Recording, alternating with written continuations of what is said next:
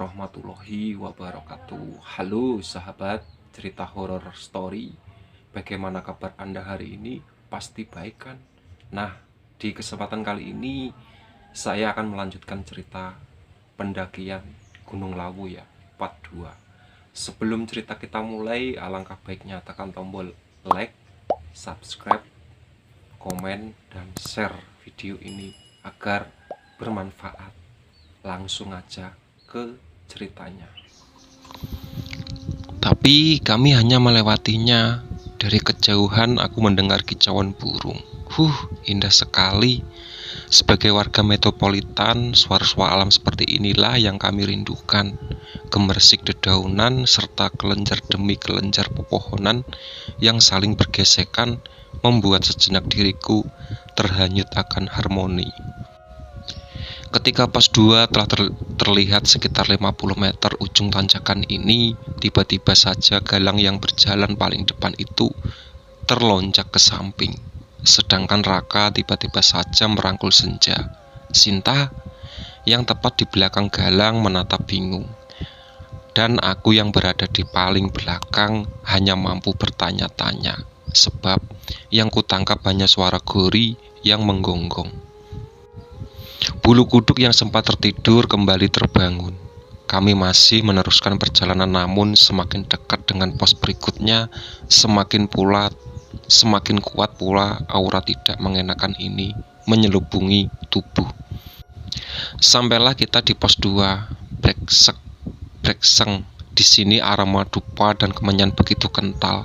Secari kain putih membungkus batang pohon besar yang tegap menaungi pos. Pohon itu hampir tak berdaun, namun ketika mendongak ke atas, melihat ujungnya, tiba-tiba kepalaku menjadi pusing.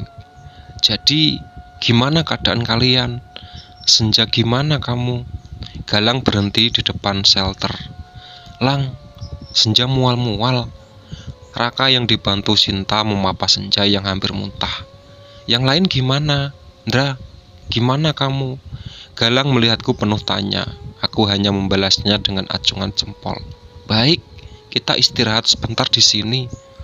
Kami mengeluarkan bekal logistik berupa makanan ringan dengan air, memasukkan sedikit asupan ke dalam tubuh agar mudah-mudahan bisa sampai di puncak. Harus sampai. Dari kejauhan aku melihat beberapa orang pendaki lain turun. Sepertinya 2 orang pria dan seorang wanita. Mereka bertiga tertatih seperti mengalami kelelahan yang sangat. Mari Prabu, sapa mereka dengan tersenyum ke arahku. Aku kaget. Aku menoleh ke arah temanku yang lain untuk melihat apakah mereka terkaget pula seperti diriku. Teman-temanku hanya santai, mereka bahkan tak ada satupun yang menatapku. Aku kembali menoleh ke arah mereka yang menyapaku. Sepen. Perkataanku berhenti, mereka telah menghilang. Aku berdiri untuk melihat ke arah jalur menuju pos 1, tapi hasilnya sepi. Siapa mereka? Kenapa mereka mengetahui namaku? Kenapa, Ndra? Ada apa? Raka menanyakan itu. Ia memasukkan botol minumannya kembali ke tas besarnya. Orang yang barusan nyapa kemana? Kok cepet banget jalannya? Balasku dengan kembali terduduk dan menegak air yang baru saja aku buka segelnya itu. Galang dan Raka saling pandang. Panutan kami itu mengerutkan dahi ke arah Raka, tapi ia hanya mendapatkan endangan tangan oleh pria kekasih dari Senja itu. Apaan kamu, Ndra? Nggak ada orang juga. Sinta menimpali. Hah? Aku menangkap suatu keanehan, namun aku juga cukup memaklumi karena aku juga sadar aku sedang berada di mana. Namun, jika mereka manusia, kenapa yang melihat itu hanya aku? Dan jika mereka makhluk dari alam lain, mengapa Raka dan Senja pun tak memberikan tanda? Bahkan Gori yang rebahan di samping pun tak menggonggong. Ya sudah, berangkat yuk. Gilang menemani. Ia membaca lingkungan ini sudah mulai menunjukkan tuan rumahnya.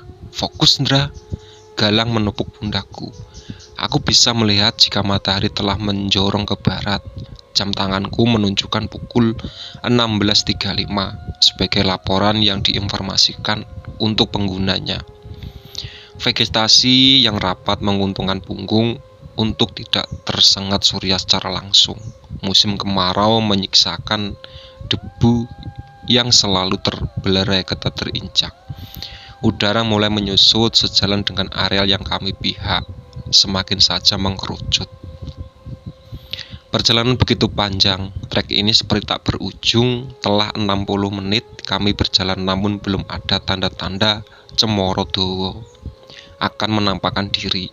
1, 2 kali kami melihat demi mengatur nafas yang mulai tersengal. Atap lawu semakin dekat, namun kadar oksigen akan semakin menipis. Mata kami terbinar, tanah lapang di ujung tanjakan ini akan memberikan jawaban. Istirahat di depan sih, bro. Galang berjalan begitu semangat. Ia melihat tanah lapang itu dengan sejengkal lagi ia tapaki. Permisi. Galang sedikit menyapa beberapa pendaki yang sudah terlebih dulu berada di sana. Oh, silakan mas, jawab mereka. Mau naik apa turun mas? Raka menimpali. Turun mas.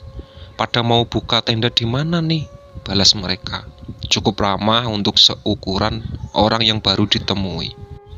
Rencana +5 mas, tapi nggak tahu ini juga udah hampir jam 5 gini. Pria terdepan di rombongan kami ini cukup ramah pula. Mungkin inilah etika manusia berada di alam. Sudah kemalaman mas, apa mau trek malam? Enggak deh kayaknya mas, terlalu berbahaya soalnya. Teman-teman saya baru pemula mas. Galang terlihat akrab dengan orang-orang baru itu. Wah, saya saranin jangan buka tenda di pos 4. Ada apa dengan pos 4? Ada yang janggal, membuatku ingin menimpali. Memangnya ada apa mas? Kurang enak aja. Ada sesuatu yang ingin mereka katakan, tetapi seolah harus disimpan karena sebuah norma. Baiklah, aku memaklumi. Ada sesuatu yang kurang bersahabat di sana. Kurang enak gimana mas? Senja juga kali ini mulai tertarik. Ada mereka kemudian menjawab tegas. Pokoknya jangan. Gunung bukanlah semata-mata tempat di mana pepohonan, tumbuh-tumbuh hidup, ekosistem yang jauh lebih besar daripada sekedar tempat para fauna berhabitat.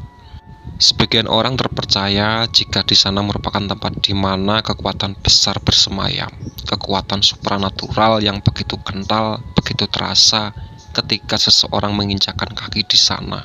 Bahkan tak sedikit dari golongan manusia melakukan kegiatan spiritual demi mencapai sebuah tujuan duniawinya. Jauh dari hiruk-pikuk dunia, menjadikan tempat-tempat seperti lautan, hutan, dan gunung adalah tempat yang cocok disebut akan sesakralnya. Tempat di mana para pengusaha tanah Jawa dahulu menepikan diri dari makhluk yang diciptakan Sang Agung untuk memimpin bangsa negara, manusia. Dapat kulihat jika matahari di ujung kulon terlihat perlahan, namun sebenarnya begitu cepat turun. Aku kembali melirik arloji yang terikat di tangan kiriku ini, menunjukkan pukul 17:10. Aku sejenak menghela nafas, melihat tanjakan panjang yang menanti di depan. Kesempatan istirahat di sumber mata air tadi ditutup dengan kepergian Gori yang ternyata memilih turun. Bersama para pendaki yang sempat kami akrabi tadi, jamuan kopi sejenak memberi segumpal tenaga untuk kembali beraksi melakukan medan. Pos 3 Cemoro Dawa telah berhasil jadi bagian purna untuk kami setujui demi menyelesaikan agenda. Kendala baru pasti segera muncul di sapuan tapak yang selanjutnya. Tanjakan sukar melambai-lambai untuk ditaklukkan. Vegetasi yang cukup rapat ditambah dengan tempo jalanan yang gila serta sudut elevasi yang mencapai angka 40 derajat cukup membuat otot-otot kaki bekerja ekstra. Akar demi akar yang menghalangi perjalanan mampu dilalap habis. Beberapa kali nafas tersenggal memaksakan rombongan sesekali mengatur real time-nya. Di tengah pemberhentian, sangat disayangkan 30 menit berjalan, tak terasa bahwa cahaya semakin temaram. Headline pun satu atribut yang kami tambahkan, satu usaha yang dilakukan jika saja mungkin hiking dilanjutkan pada malam, gelap malam. Dapat kulihat jika ada yang aneh ketika sejak hendak kembali berjalan. Kenapa? Semua pandangan tertuju pada Raka dan Senja yang sedang bergandengan saling ulur. Kaki aku kayak kaku gitu berat. Kami bertiga mengerubungi gadis itu. Coba lihat, kamu duduk ya, lurusin kaki kamu. Cukup kesulitan bagi Raka untuk mengatur posisi gadisnya itu agar mudah diperiksa. Melihat medan yang tidak rata membuat gadis berjaket hijau itu kesulitan untuk meluruskan kakinya. Kaki kanan aku rasanya panas, ada yang masuk. Setelah ia raba bagian kaki kiri gadis itu, pelan Raka coba menjelaskan keadaan dari Senja. Apaan yang masuk, Kak? Aku kurang mengerti apa yang dimaksud kawanku itu. Ada, Raka mengatakan itu dengan begitu lirih. Seperti sebuah kalimat yang sebenarnya tak ingin diungkapkannya. Sorot matanya begitu ragu untuk lantang mengatakannya. Oh, aku mulai mengerti apa yang dimaksud. Aku teringat ketika macam apa yang coba diterapkan tempat di Wingit ini. Aku menghela nafas, mata yang sempat terbinar kembali meredup. Ada rasa iba yang tiba-tiba hadir ketika melihat apa yang Senja alami. Aku melihat bagaimana Raka begitu telatennya melepas sepatu di kaki kanan kekasihnya itu. Aku juga masih merasakan pandangan teduh seolah mampu mengayomi kegelisahan sang gadis cantik di depannya. Tangan kanannya memijat ibu jari dari kaki kanan yang kelak akan jadi surga untuk anak-anaknya. Tak lupa ia menekan telapak tangannya dengan sembari bibirnya berbisik akan rangkaian doa dengan bahasa berbeda. La ilaha illallah Muhammadur Rasulullah. Senja membaca itu 3 kali. Adalah Raka Setia Aji Rangguwini, seorang lelaki yang selalu salah satu di depanku dalam hal kedewasaan. Dia adalah seorang jadi tetua di sini, mengayomi bagaimana seharusnya seorang orang tua, bukan lebih tepat bagaimana seorang lelaki bertindak. Aku bisa merasakan kenyamanan apa yang dirasakan oleh seorang Arimbi Senja Pitaloka, sosok jelita yang kebetulan dicintai juga oleh pria itu. Rasa aman macam apa yang menyeruak dari seorang gadis yang sabar dan dewasa seperti dia. Dia untukmu adalah pembatas. Aku yang lebih terdengar egois, ketidaksabaran dan semangat yang kadang meledak-ledak menjadikanku tak lebih dari sebuah api yang meletup-meletup tanpa pengendali. Kami telah kembali melanjutkan pendakian. Di tengah perjalanan, aku dengar samar mendengar suara-suara penyeru, saling sautan dari toa. Suara di kejauhan lirih berkumandang. Ada getaran aneh yang menyelimuti sekujur tubuh ketika bahasa para nabi itu melebur dengan kentalnya langgam Jawa. Terdengar mendayu-dayu begitu masuk di titik terdalam hati. Aku merinding ketika baru menyadari betapa indahnya lantunan itu. Lantas, kemana sajakah aku selama ini? Ada hati yang diam-diam menangis, sebuah rasa bersalah yang hadir bersama penyesalan yang seolah menamparku berkali-kali. Betapa kotornya diri ini, ya Allah. Di manakah aku saat ini? Tempat terasing yang jauh dari sebuah kata nyaman. Azan itu telah terdengar untuk yang kedua. Kulihat teman-temanku yang kian samar. Mereka pasti juga merasakan gundah yang sama ketika pada maghrib itu disumonggokan. Tak ada yang mengira jika ternyata sadar akan keasingan diri itu begitu menyakitkan. Petang telah datang, dan tanpa kusadari, kabut yang turun telah pekat di sejauh mata ini mengedar. Kegelapan absolut, keterbatasan indera untuk mengetahui apa yang bersemayam pada kegelapan itu sendiri. Headline dan tangan kami saling bergandengan, memang sangat berguna untuk melawan gelap. Tapi apalah arti segelintir kerikil dibanding dengan keagungan semesta. Senyap dan hening di tengah metropolitan, aku tak pernah sekalipun merasakan keindahan ini, di mana di sana begitu ramai, kota yang semakin bereuforia ketika malam tiba. Namun di sini, rasanya seperti segerombolan tumbuh-tumbuh kecil yang memaksa diri untuk menerobos ketaksaan yang hanya bernaungan purnama. Jalur yang terus terinjak membuat sebagian fungsi otot kaki melemah. Batu besar yang kokoh di samping kiri jalur mendaki sarana tanganku untuk berpegangan. Begitu berat bagi kaki dan punggung yang memaksakan langkah untuk kembali berlanjut. Maka aku berhenti di sepetak tanah datar di depan batu itu. Raka sebagai pria yang memang berjalan di depanku terhelan akan aku yang tiba-tiba berhenti. Bentar sob. Aku terengah dengan punggung yang mulai kurasakan panas. Kenapa, Ndra? Galang diurutkan paling depan, tak mau tinggal diam. Berat. Dari kejauhan aku seolah mendengar lolongan anjing, lolongan panjang seekor hewan, suara khas baung yang mogik telinga, dan begitu getir. Aungan yang mendesirkan indera perasaan di bawah pancaran purnama. Aku tiba-tiba teringat akan cerita masa kecil, di mana desa yang tertutupi pegunungan dan hutan. Aku masih mengingat jelas bagaimana kakekku dulu pernah bercerita tentang aungan yang selalu terdengar ketika tengah malam. Berlebih-lebih ketika bulan purnama, lolongan anjing Jawa yang konon katanya bahkan hewan itu sedang membawa mayat. Jantungku berdesir, mengingat kejadian itu selalu terjadi ketika malam-malam keramat seperti Jumat Kliwon dan Selasa Kliwon, terlebih-lebih jika malam itu sedang purnama.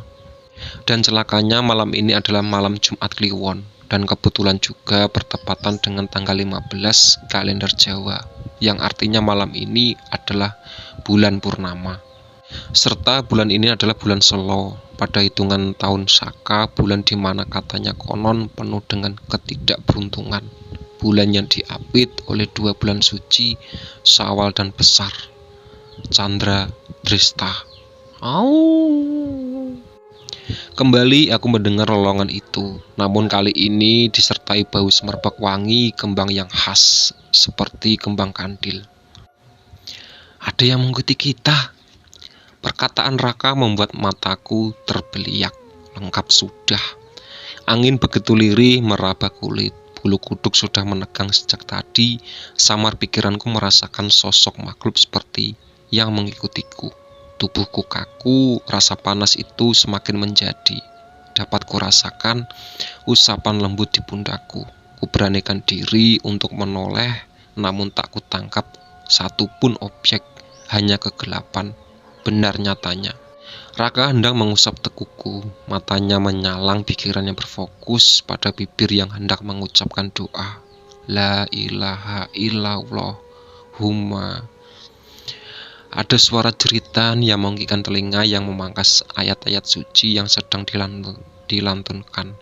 Dari arah belakang, senja menghadap ke arahku dan Raka dengan tertunduk, rambutnya menutupi wajah cantiknya. Senja, kau kenapa? Sinta begitu kaget dengan apa yang dilihatnya. Senja menoleh ke belakang. Tangan yang tadinya menempel di pundaknya tiba-tiba bergetar. Sinta tak percaya apa yang dilihatnya. Dia bukan Senja. Galang yang berada di belakang Sinta terkaget. Tubuhnya seolah menjadi kaku. 2 tangan yang memang sejak tadi bertautan kini semakin erat. Pada cahaya temaram aku bisa melihat bagaimana gadis itu perlahan kembali menoleh ke arahku dan Raka. Ia tetap menunduk sembari lamat-lamat telingaku mulai mendengar kidung Jawa, tembang Macapat yang dahulu sering dinyanyikan oleh nenek. Pupuh Durmo yang mengalun indah di keheningan malam. Lingsir wengi, sliramu tumegang sirno, ojo tangi nggonmu nguling. Anjing dapat ku dengar bagaimana Raka yang jarang berkata kasar. Kali ini dia mengumpat lirih. Angin tiba-tiba datang menyapu pepohonan. Ranting-ranting pohon mulai bergerak tak wajar. Gesekan demi gesekan dahan menghasilkan suara gemuruh. Jin setan kang tak utusi dadiya sembarang. Kinting kiting kiting. Aku mendengar suara lonceng dari kejauhan, berjalan mendekat. Dari bawah sana sebuah kereta kencana melaju bersama 4 kudanya naik atas. Itu apa? Sinta tubuhnya terkaku melihat kejadian di luar nalar. Galang hanya mampu membantu di tempat itu. Samar bau kembang semerbak menusuk penciuman. Karena itu semakin dekat semakin ketara pula bau harum ini berasal dari kereta kencana itu. Kembang Wijaya Kusuma. Aku tahu sosok yang hendak lewat ini bukanlah sosok biasa, sebab kembang Wijaya Kusuma sendiri dipercaya para tokoh Jawa kuno sebagai senjata para dewa. Pikiranku mati, tubuhku membatu. Sebuah kereta kencana melewati kami tanpa ada satupun yang menungganginya. Kereta itu diikuti puluhan bahkan ratusan sosok pria yang telanjang dada dan hanya mengenakan pakaian pada bawahan seperti celana hitam dan jarik. Dapat kulihat mereka membawa pedang dan tameng serta senjata lainnya. Di antaranya aku menangkap beberapa bendera yang berkibar bergambarkan bunga dan 9 mahkota. Siapa mereka? Pasukan kerajaan. Tapi bukan tubuh itu yang membuatku mati rasa, namun mereka berjalan dengan organ tubuh yang sama sekali tak lengkap. Seperti segerombolan tubuh tanpa lengan, usus yang menjalar dari perut hingga sosok-sosok berdarah-darah tanpa kepala. Di sampingku, bagaimana Raka muntah-muntah melihat sesuatu yang baru saja lewat tepat di depan matanya. Mas, ayo pergi dari sini mas. Sinta gak kuat.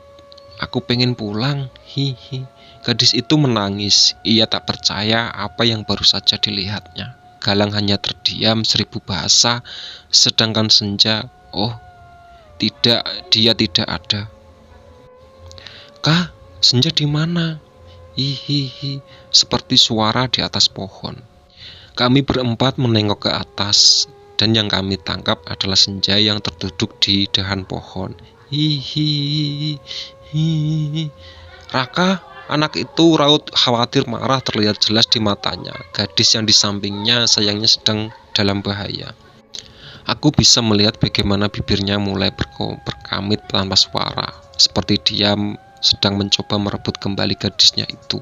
Namun belum sempat Raka bertindak, aku bisa mendengar samar-samar di balik kabut yang pekat ini mengalun sebuah kidung yang dinyanyikan oleh suara wanita, sebuah tembang macam 4 yang berasal dari erat mantra Weda, Pupuh, Dangga Dunggala yang konon dahulu sering dilantunkan oleh Kanjeng Sunan Kalijaga. Anak kidung rumangsa ing wengi, tegup ayu.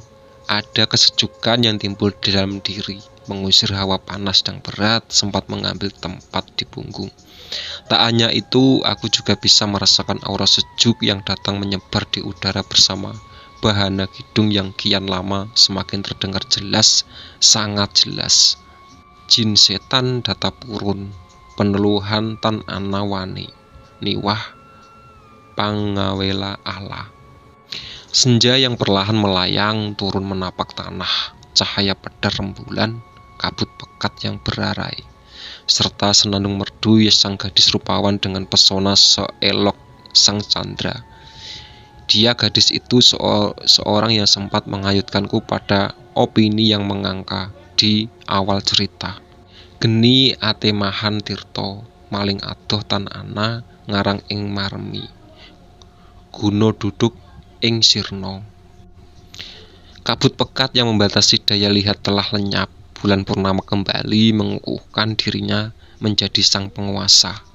Kami berlima selamat dari bahaya. Namun bukan rasa lega yang tertanam di dada, melainkan kebingungan yang luar biasa. Sebab bukan jalan menanjak yang kami pijak, namun sebuah tanah lapang yang tertutup pepohonan di kanan kirinya. Samar aku bisa melihat bagaimana binar rembulan semakin benderang menampakkan keberadaan makhluk-makhluk yang ternyata bukan kami sendiri yang sedang berada di sini. Puluhan sosok-sosok prajurit bertelanjang dada dengan secari kain jarik yang menangkapi celana berwarna keemasan sebagai satu-satunya pakaian yang mereka kenangkan. Aku bisa melihat pedang yang terselip di pinggang. Sebelah kiri ada yang membawa panah dan ada yang memegang tombak, serta tangan kirinya menenteng tameng. Di antara mereka aku menangkap beberapa bendera bercorak, yaitu corak merah putih dengan 5 garis berwarna merah, serta 4 garis berwarna putih, sangkala, gula kelapa, bayangkara, sisi-sisi apaan lagi mereka.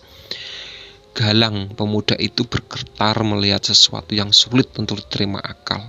Aku kira juga berpikiran sama dengan aku. Aku melihat Senja tergeletak pingsan. Setelah melihat kejadian yang baru saja ia alami, Raka menatap tajam kelompok prajurit itu. Sedangkan Sinta terduduk dengan jemari merenggut erat Senja. Kukira kali ini semua orang yang ada di mampu melihatnya. Jika ada orang yang gadis cantik yang parahnya sama seperti yang menciumku di penuturan pada awal cerita, dia berjalan, bukan namun lebih tepatnya melayang ke arahku. Entah ada rasa takut, akan tetapi malah sebaliknya ada rasa nyaman ketika gadis nan ayu itu berada di sampingku. Sugeng rawuh Prabu, hanya kalimat itu yang ada di ucapannya, karena di detik selanjutnya perbuatannya terhadap aku membuat teman-temanku terbeliak tak percaya. Gadis itu mencium bibirku lagi, lama, begitu lama, manis, sangat manis. Gadis itu menyudahinya. Masih kuingat wajah ayu yang mampu menggetarkan alam bawah sadarku, rupa yang seolah familiar, namun demi apapun aku baru bertemu dengan dirinya di gunung ini. Kami semua telah lama menunggu Prabu. Aku menilik ke arah para pasukan yang berdiri kokoh di depan sana. Betapa terkejutnya aku ketika semua prajurit itu sedang melakukan sembah sungkem kepadaku. Tak hanya itu, teman-temanku pula tak kalah kaget ketika sosok-sosok lelembut itu tunduk terhadapku. Kau mengenalku? Ia tersenyum. Punten dalam sewu Gusti, meski aku tahu astonipun Gusti Galendra Prabu Aswatama, namun sesungguhnya aku sama sekali tidak bermaksud demikian, karena Prabu adalah gelar yang dimuliakan. Tubuhku turun, aku hanya bisa melihat bagaimana dirinya seolah menyertakan diri pada para prajurit itu, sembah sungkem. Telapak tangannya ditangkupkan, dengan penuh kerendahan diri, ia rundukkan kepala dengan lekuk kedua, ibu jarinya dirapatkan pada hidung. Punten dalam sewu Gusti. Aku tak mengerti apa yang dilakukannya. Aku bukan siapa-siapa. Tingkahnya membuat hatiku bergerak untuk mengamalkan apa yang telah diajarkan para guru-guruku sejak kecil. Apa yang kamu lakukan? Bangun. Wajah cantiknya tertunduk menatap ujung kakiku. Aku coba raih tanganku untuk kembali berdiri. Mboten Gusti, sampun. Sakedahipun dalam rantos mekaten. Boten Gusti. Wanita itu tetap bersikukuh, maka aku biarkan dirinya mungkin tata krama seperti ini yang ada pada masanya dahulu. Bisa kau jelaskan siapa kalian dan mengapa kalian semua memuliakanku? Mereka adalah sisa-sisa prajurit yang dahulu pernah dibentuk oleh Majapahit, Gajah Mada, para pasukan khusus yang ditugaskan untuk melindungi keluarga raja. Ia tersenyum manis sekali. Bayangkara. Pandanganku kembali mengedar. Aku masih tak percaya jika saja pasukan legendaris itu sedang bertukuk lutut di hadapanku. Sinuhun Prabu, bisa menyebutkan seperti itu. Laskar terakhir sebelum kerajaan Majapahit digempur oleh prajurit luar biasa, kerajaan Demak yang dipimpin oleh sang darah daging dari sang Maharaja Prabu Brawijaya Kaping Gangsal. Pandangannya menerawang. Ia mencoba menggali serpi-serpihan kisah yang bersemayam di ingatannya. Lantas, apa hubungannya kisah besar kalian dengan seorang sepertiku? Sinuwun Prabu Brawijaya menghilang, pergi meninggalkan istana tanpa ada yang mengetahui kepergian beliau, termasuk Dalem. Sejenak ia tertunduk lebih dalam, tangannya seperti menyapu sesuatu di wajahnya, seperti air mata. Termasuk dalam yang selalu ada untuk beliau, bahkan jauh sebelum putri Cina itu datang, apalagi ketika Dewi Andrawati menghancurkan kepercayaan ibu yang kelak akan menimbulkan prahara. Di sebuah prahara yang disebabkan oleh kerajaan serakah Gusti Prabu sendiri, aku melihatnya setetes bulir air terjun dari sang muara. Keserakahannya akan wanita melahirkan 117 anak dan beberapa di antara putranya akhirnya mampu menghancurkan kerajaan yang selalu ia banggakan. Suaranya yang lemah lembut dengan tiba-tiba beralih menjadi garang, seperti ada perasaan yang beraduk dari dalam setiap nafasnya. "Kamu kenapa?" Aku hendak menyentuhnya, namun dengan lantang ia berseru untuk agar ku berhenti. "Apa yang kau tahu? Apa yang kau tahu dari perasaan seorang selir yang dijanjikan akan dijadikan satu-satunya permaisuri dalam hidupnya seorang pangeran?" Serempak angin menyapu udara, benderang purnama membuatku jelas memperhatikan leheran air mukanya yang perlahan jatuh. Anak sungai yang berhulu pada mata menghanyutkan segala rasa pada suatu muara. Muara yang bertata di Venezuela. Angel Val yang memaksa asa untuk terjun bebas pada jurang gelap yang berdasar. Raka, dia sama sekali tidak mencampuri urusan para lembut itu. Ia bahkan tak tertindak apapun ketika sosok yang bukan lagi seperti golongan itu melumat mesra bibirku. Aku melihatnya dengan tengah duduk bersila menghadap ketiga temannya yang telah tak sadarkan diri. Terlalu gila memang. Seketika pendakian kami malah disambut satu kompi makhluk-makhluk yang satunya. Manusia mana yang tidak shock ketika melihat sosok-sosok yang berbeda asal penciptaannya itu malah berinteraksi secara gamblang. Aku sedikit mensyukuri sebab yang datang bukan sosok pocong bermuka hancur dengan mata melotot yang menatapku pada sela-sela pepohonan atau jeritan samar-samar dari kuntilanak. Jangan kau anggap sosok itu ada di kejauhan, sebab kau tak tahu bagai sebenarnya dia adalah di sekitar kita. Serta bukan stula sarira dengan organ-organ tubuh yang sama sekali tak lengkap, seperti sosok makhluk tanpa kepala yang berjalan perlahan menenteng kepalanya dengan berlumuran darah, atau mungkin sosok yang hanya kepala dengan organ dalam yang mengekor menjalar di bawahnya. Serta seperti sosok tinggi besar yang menagih tumbal nyawa yang diam-diam mengintai di balik bau khas telo pendem. Aku masih bertanya-tanya, bagaimana kami berlima bisa berada di sini? Bukan kewajaran sehingga terceletus pada pemikiran yang mungkin bisa jadi pembenaran. Pos 5, bulak peperangan. Begitulah yang kubaca dari papan kayu yang terpasung mati pada sebuah batang pohon. Aku bisa melihat bayangan pepohonan yang terpendar cahaya purnama yang menerobos masuk melewati celah-celahnya. Sebuah sabana yang terbuka yang diapit oleh lebatnya vegetasi yang mengurungku bersama bayang-bayang nyata jagat niskala. Ingin rasanya membuka tenda, namun apalah daya. Aku masih memiliki tamu yang sepertinya masih ingin bercerita lebih lama. Gadis jelita yang terlalu mempesona rasanya jika aku menyebutnya sebagai sosok lembut. Namun aku tak bisa memungkiri karena dirinya memang termasuk ke dalam jajaran makhluk itu. Ia menangis, meski tak bersuara. Aku tahu bibirnya memang terkatup rapat, namun matanya memberitahu akan kegetiran macam apa yang pernah dilaluinya.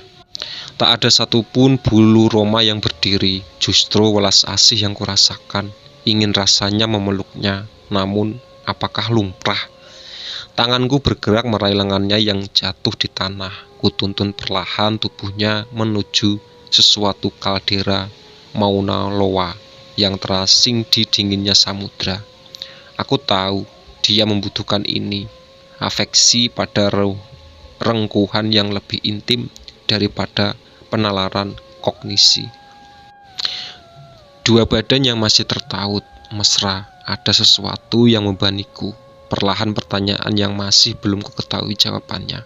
Katakan padaku, siapakah dirimu? Apa hubunganmu dengan Prabu Brawijaya V?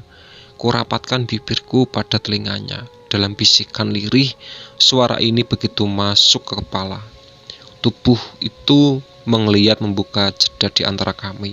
Aku hanyalah seorang wanita yang tak sengaja menjadi cinta pertamanya. Nafasnya berembus jauh lebih tenang daripada sebelumnya.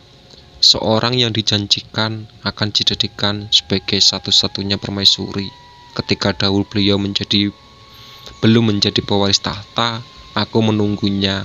Aku menantikan janji itu. Namun, ketika waktunya tiba, ia justru menudingku sampai sebagai perempuan yang haus akan kekuasaan. Meski ia terlihat tegar, tapi aku tahu di matanya terlihat begitu jelas bagaimana ia menggawang. Tak usah diteruskan, jika memang tak sanggup. Ia tersenyum. Sebenarnya aku memang tak pernah sanggup. Namun kau harus mengetahuinya, agar kelak kau tak akan bertindak seperti apa yang beliau lakukan.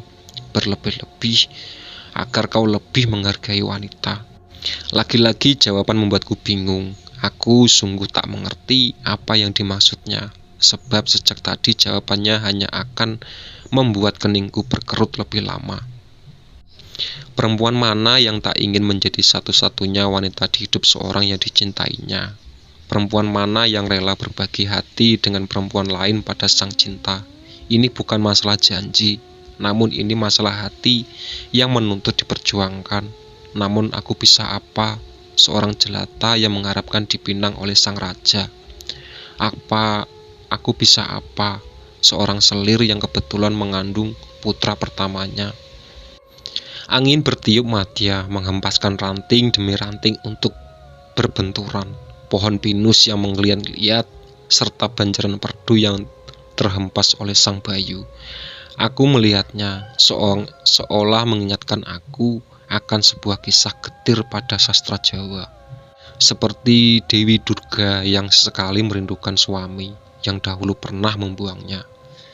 Dewi Durga adalah Uma, seorang batari yang diuji kesetiaannya oleh suami dengan cara yang sama sekali bukan peragai dewata.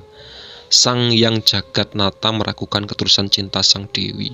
Kesetiaan yang dianggap pengkhianatan, cinta suci Dewi dibalas dengan kutukan.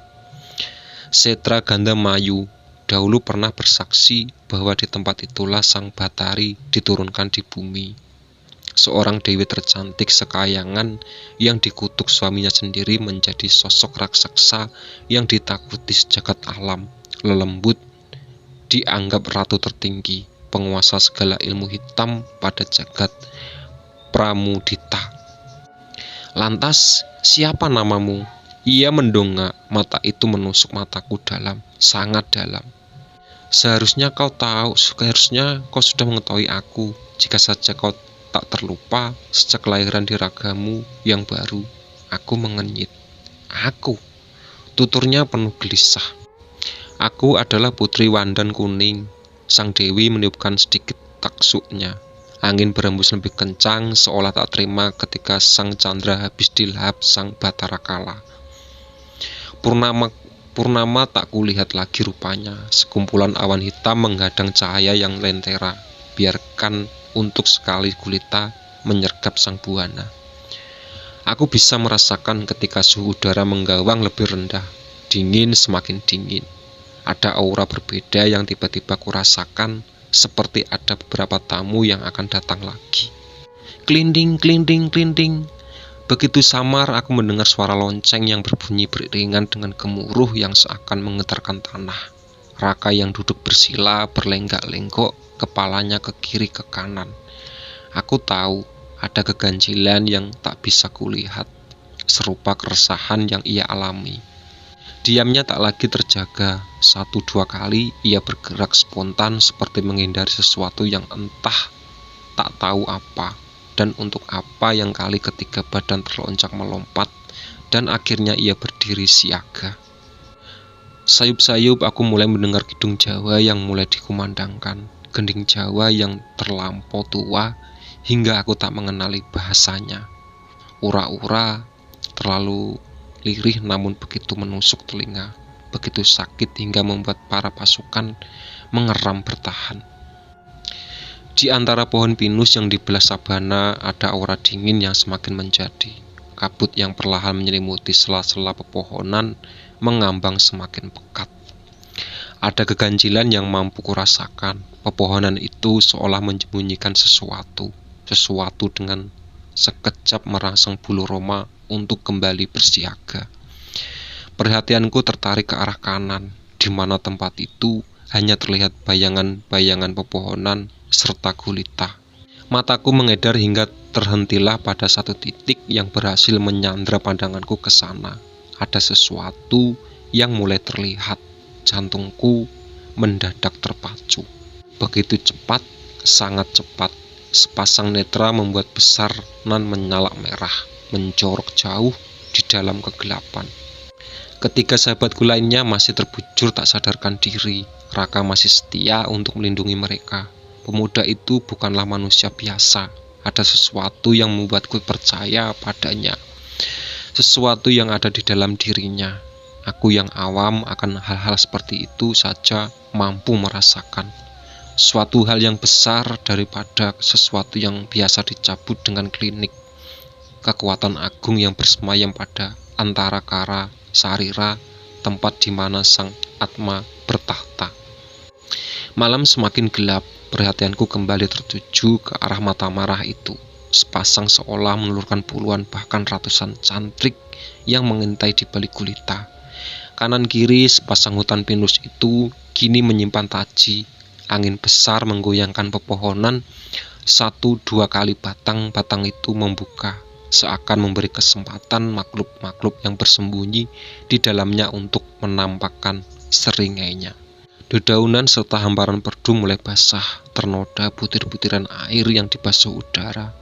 Di satu sisi telingaku kembali mendengar beberapa prajurit Majapahit itu mengeram panas. Angin kembali mendarat di antara hutan. Pepohonan itu kembali mempersilahkan sang penghuni menampakkan taringnya. Berbeda dengan sebelumnya sebab kali ini aku melihat beberapa tongkat berujung runcing melayang dari deretan pasukan menghunus kejam ke arah hutan. Gemuruh raungan yang membahana seakan terima akan serangan yang baru saja dihempaskan sang lawan. Anyir darah tercium begitu menyengat. Ada puluhan tombak yang meluncur deras ke arah para prajurit Majapahit, bebarengan dengan sosok-sosok yang mengintai di balik berantara dengan garangnya menampakkan diri.